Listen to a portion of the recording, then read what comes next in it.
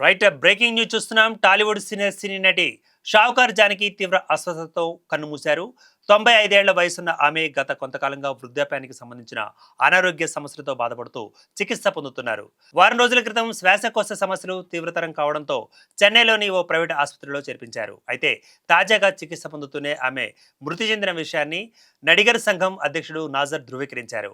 1950లో cinema ఇండస్ట్రీకి వచ్చిన నటులలో షావుకార్ జానకి ఒకరు. షావుకారు సినిమాతో ఆమెకు ఇండస్ట్రీకి పరిచయం కావడంతో ఆ సినిమా పేరే తన ఇంటి పేరుగా మార్చుకున్నారు. చిన్న వయసులోనే సినిమాల్లోకి వచ్చిన షావుకార్ జానకి తన అద్భుతమైన వాయిస్, డైలాగ్ డెలివరీతో ఎంతో మందిని ఫ్యాన్స్ గా సంపాదించుకున్నారు. నటిగా తన సుదీర్ఘ ప్రయాణంలో తెలుగుతో పాటుగా తమిళంలో సైతం ఆమె హీరోయిన్ గా రాణించారు. క్యారెక్టర్ ఆర్టిస్ట్ గా కూడా పలు సినిమాలలో నటించి ఆడియన్స్ ని మెప్పించారు. ఆంధ్రప్రదేశ్ లోని రాజమహేంద్రవరంలో 1931 డిసెంబర్ 12న జన్మించిన ఆమె అసలు పేరు టేకుమళ్ల జానకి.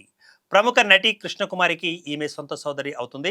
చిన్నతనంలోనే నాటక రంగం పట్ల ఆసక్తి పెంచుకున్న జానకి 11 ఏళ్ల వయసులోనే ఆకాశవాణి రేడియో కార్యక్రమాల ద్వారా గుర్తింపు పొందారు. 1943లో రక్షా రేఖ చిత్రంతో వెండితెరకు పరిచయమైనప్పటికీ 1950లో ఎన్టీఆర్ సరసన నటించిన షావుకారు చిత్రం ఆమె జీవితానికి ట్విస్ట్ ఇచ్చింది. ఆ సినిమా బ్లాక్ బస్టర్ హిట్ కావడంతో ఆమె ఇంటి పేరుగా షావుకారు జానకిగా సినీ ఇండస్ట్రీలో స్థిరపడిపోయారు. తన సుదీర్ఘ సినీ ప్రయాణంలో తెలుగు, తమిళం, కన్నడ, మలయాళం మరియు హిందీ భాషలలో కలిపి సుమారుగా 400కు పైగా చిత్రాలలో నటించి మెప్పించారు.